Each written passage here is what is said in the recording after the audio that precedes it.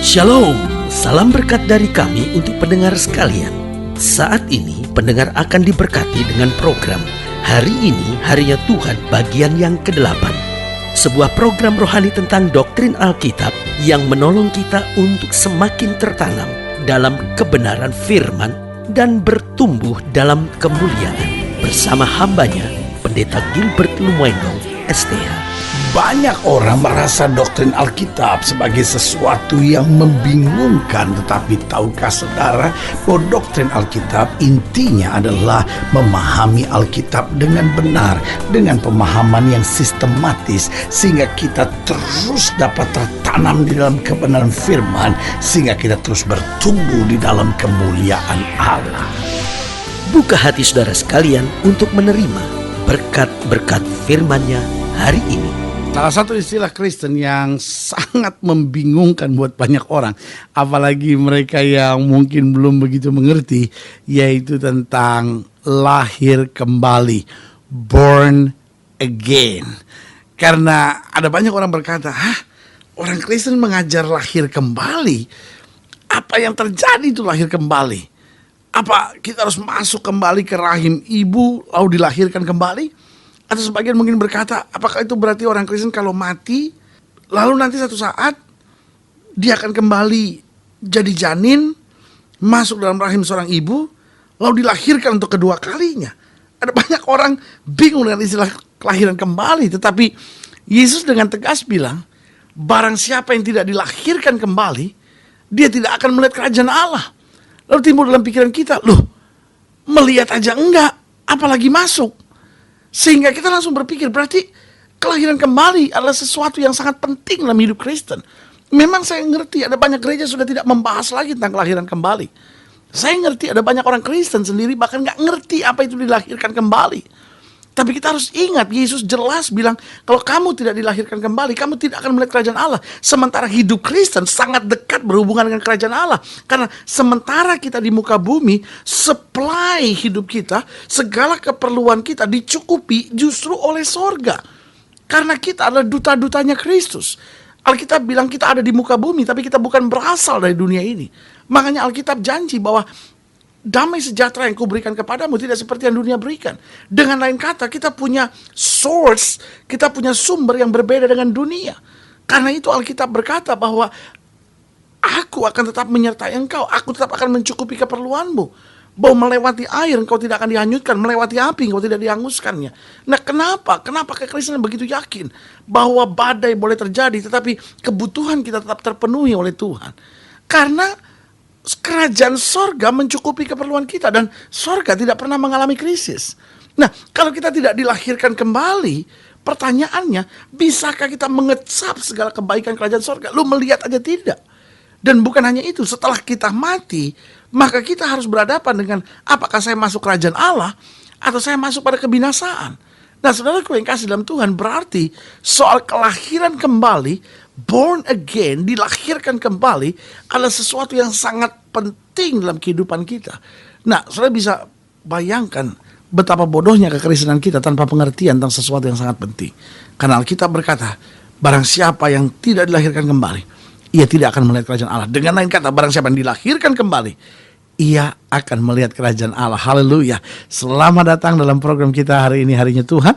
Sebuah program rohani yang membawa kita untuk senantiasa menjadikan firman Tuhan dasar keseharian, langkah-langkah hidup kita. Karena kita tahu bahwa firman Tuhan bukan hanya bicara tentang hidup nanti setelah mati, tetapi saya percaya firman Tuhan bicara tentang hari demi hari, menit demi menit, detik demi detik dalam kehidupan kita, untuk kita berjalan dalam kemenangan. Haleluya.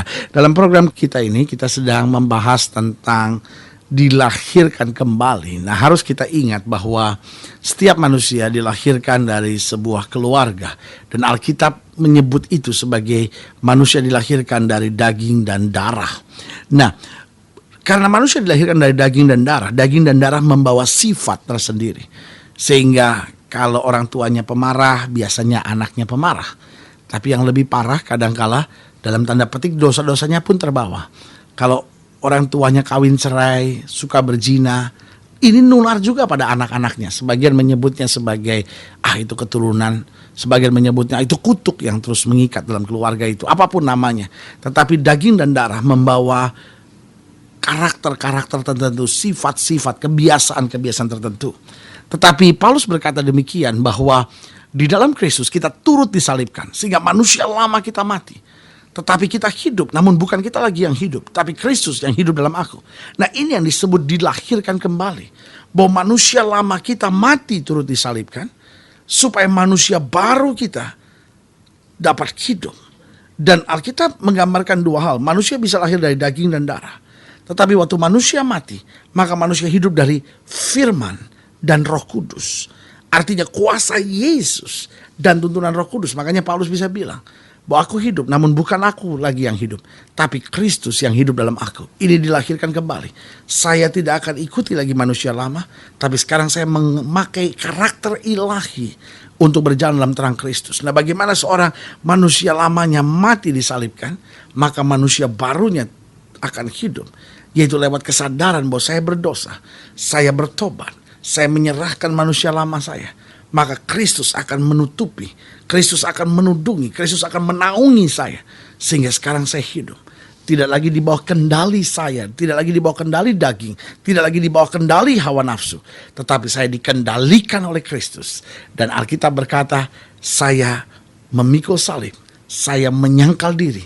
Dan sekarang saya berjalan bersama Kristus. Haleluya. Nah, saudaraku yang kasih dalam Tuhan, dalam Yohanes pasal 3 ayat 1 sampai 6, demikian firman Tuhan. Adalah seorang Farisi yang bernama Nikodemus, seorang pemimpin agama Yahudi. Ia datang pada waktu malam kepada Yesus. Kenapa dia datang pada waktu malam? Supaya orang nggak lihat, saudara-saudara, ya kan?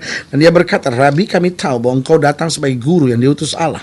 Sebab tidak ada seorang pun yang dapat mengadakan tanda-tanda yang kau adakan itu, jika Allah tidak menyertainya." Yesus menjawab, katanya, "Aku berkata kepadamu sesungguhnya, jika seorang tidak dilahirkan kembali, ia tidak dapat melihat kerajaan Allah." Ayat 4, kata Nikodemus kepadanya, "Bagaimanakah mungkin seorang dilahirkan kalau ia sudah tua? Dapatkah ia masuk kembali ke dalam rahim ibunya dan dilahirkan kembali?" Jawab Yesus, "Aku berkata kepadamu sesungguhnya, jika seorang tidak dilahirkan dari air dan roh," dari firman dan roh, dari air dan roh, "ia tidak dapat masuk ke dalam kerajaan Allah. Apa yang dilahirkan dari daging," kata Alkitab, "adalah daging. Dan apa yang dilahirkan dari roh adalah roh." Saya tertarik dengan kalimat itu. Apa yang dilahirkan dari daging adalah daging, tidak punya tempat dalam kerajaan Allah. Tapi apa yang dilahirkan roh adalah roh, dan akan senantiasa bersama dengan Allah. Nah, saudaraku yang kasih dalam Tuhan, berarti apa ini pentingnya soal dilahirkan kembali? Sampai Alkitab begitu tegas bicara. Sementara kadang-kadang gereja sudah tidak bicara lagi. Ada banyak hamba Tuhan sudah tidak bicara lagi tentang proses kelahiran kembali. Ada banyak gereja sudah tidak pernah mengupas tentang kelahiran kembali lagi. Dia anggap pokoknya kalau orang sudah dibaptis otomatis dia dilahirkan kembali. Jawaban saya sederhana, belum tentu. Kalau memang dia dibaptis karena keputusan bertobat, okelah dia memang dilahirkan kembali. Tetapi kalau seorang dibaptis hanya karena lihat orang lain dibaptis, atau lebih parah lagi, kalau dia hanya dibaptis pada saat bayi misalnya, yang dia nggak sadar apa-apa, lalu dia nggak pernah ambil keputusan, sehingga apa yang terjadi? Dia Kristen, dulunya pernah dibaptis waktu bayi, tapi dia hidup berzina misalnya, dia hidup minum mabuk, dia hidup dengan judi, dia hidup pergi keluar masuk diskotik, dia hidup dengan dukun-dukun, percaya jimat-jimat dan kuasa kegelapan, lalu dia mulai bilang bahwa, "Oh, saya sudah dilahirkan kembali karena saya sudah dibaptis." Loh, bagaimana bisa? Karena dilahirkan kembali adalah sebuah keputusan untuk manusia lama saya mati, tapi manusia baru saya hidup. Oleh karena anugerah dilahirkan kembali. Apa yang dari daging adalah daging, tapi apa yang dari roh adalah roh. Haleluya. Nah, saya pelajari yang pertama, seorang dapat dilahirkan kembali hanya oleh anugerah. Ayat yang kelima bilang apa? Jawab Yesus, "Aku berkata kepadamu sesungguhnya, jika seorang tidak dilahirkan dari air dan roh, ia tidak dapat masuk dalam kerajaan Allah." Berarti seorang dapat dilahirkan kembali oleh karena anugerah. Karena seorang tidak bisa dilahirkan kembali karena perbuatan, karena kebaikannya. "Oh iya, pendeta saya ini orang baik sekali, karena itu saya sudah dilahirkan kembali." No. Kita dilahirkan kembali hanya oleh anugerah. Waktu kita menyadari dosa, minta ampun, minta darah Yesus menyucikan hidup kita. Karena darahnya telah tertumpah buat kita di atas kayu salib. Lalu kita buka hati buat dia, anugerahnya turun. Kita dilahirkan kembali oleh air dan roh, oleh firman dan Roh Kudus, ya kan? Jadi seorang dilahirkan kembali hanya karena anugerah. Orang baik belum tentu dilahirkan kembali. Tetapi orang yang dilahirkan kembali dengan sungguh-sungguh pasti akan menjadi orang baik yang memberkati banyak orang.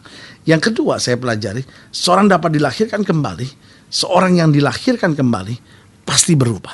Seorang yang dilahirkan kembali pasti berubah. Karena ayat yang ke-6 bilang, apa yang dilahirkan dari daging adalah daging. Kalau kita dilahirkan dari daging, maka otomatis kebiasaan-kebiasaan daging. Tapi kalau apa yang dari roh, itu pasti hal-hal dari roh akan terjadi. Jadi saudaraku yang kasih dalam Tuhan, kalau saudara ingin tahu, saya sudah dilahirkan kembali nggak ya? Tanya sama diri saudara sendiri, saya sudah berubah nggak ya? Saya tidak bilang orang yang dilahirkan kembali pasti sempurna. Tapi yang saya percaya, orang yang dilahirkan kembali sedang berjalan menuju kesempurnaan. Hidupnya berubah. Kalau tadinya egois, sekarang sudah mulai bisa menerima orang lain apa adanya. Kalau tadinya kasar, sekarang hidupnya mulai penuh kasih. Mulai ada perubahan. Tapi terus dalam perjalanan bersama dengan Yesus, lewat firman, lewat Roh Kudus, terus disempurnakan. Jadi seorang dapat dilahirkan kembali hanya karena anugerah. Yang kedua, seorang yang dilahirkan kembali pasti berubah. Dan yang ketiga, seorang yang dilahirkan kembali harus berani meninggalkan segalanya. Makanya Paulus pakai istilah bahwa manusia lama saya mati. Nah saudaraku yang kasih dalam Tuhan, makanya istilah mati itu sendiri dengan bahasa yang paling halus biasanya disebut meninggal. Apa artinya? Dia meninggalkan segala-galanya. Nah saudaraku yang kasih dalam Tuhan, waktu kita bilang saya dilahirkan kembali, berarti kita harus berani meninggalkan segala-galanya. Kebiasaan buruk kita, hal-hal yang mungkin menghancurkan hidup kita, hal-hal yang mungkin menjadi batu sandungan buat orang lain, hal-hal yang kita tahu Tuhan gak suka gitu ya kan. Jadi kalau orang dilahirkan kembali lalu tidak meninggalkan segala-galanya dan mengiring Yesus, saudaraku yang kasih dalam Tuhan, kita perlu meragukan proses kelahiran kembali. Karena seorang yang dilahirkan kembali, kata Sakius bilang, kalau ada orang yang kuperdayakan, hartanya kukembalikan 4 kali lipat. Berarti ada tindakan radikal untuk meninggalkan segala yang tidak berkenan dan berjalan dalam kehendak Tuhan yang sempurna. Saudaraku, biar kita buka hati. Manusia lama kita disalibkan dan kita dilahirkan kembali oleh air dan roh, oleh firman dan Roh Kudus, sehingga kita dapat berjalan dalam kemenangan. Haleluya. Kalau sudah ingin dilayani lebih jauh, hubungi kami melalui telepon, hubungi kami melalui surat, kunjungi website kami, karena kami ada untuk membawa Bapak Ibu Saudara senantiasa lebih dekat pada Tuhan dan mengalami kasih kuasa mujizat yang luar biasa. Haleluya. Melalui program ini saya juga mau berdoa untuk setiap saudara yang sakit, setiap saudara yang berbeban berat, setiap saudara yang mungkin tidak punya kepastian dalam hidupnya, atau mungkin saudara hari-hari ini sedang merasa bahwa betul nggak ya Yesus masuk dalam hidup saya nggak punya kepastian tentang kelahiran kembali, saya nggak punya kepastian tentang sorga. Lalu hari ini saya dengar firman Tuhan, saya mau manusia lama saya disalibkan, biar manusia baru saya, manusia Kristus ada dalam hidup saya dan mengendalikan hidup saya. Saudara-saudara ingin didoakan secara khusus, boleh taruh tangan kanan saudara di dada dan kita doa. Bapa, hamba doa buat yang sakit, hamba doa buat yang berbeban berat, hamba doa buat setiap pendengar sekalian yang taruh tangan kanan di dada karena beban, karena masalah, karena persoalan hidup, karena ingin mengalami proses kelahiran kembali dalam hidupnya, meninggalkan manusia lama dan turut dalam manusia baru bersama dengan Kristus. Hamba doa di dalam nama Yesus, Tuhan jamah, Tuhan pulihkan, Tuhan kerjakan mujizat sehingga kami boleh bangkit sebagai ciptaan-ciptaan baru di dalam Kristus. Yang lama sudah berlalu, sesungguhnya yang baru telah terbit. Di dalam nama Yesus kami berdoa. Haleluya.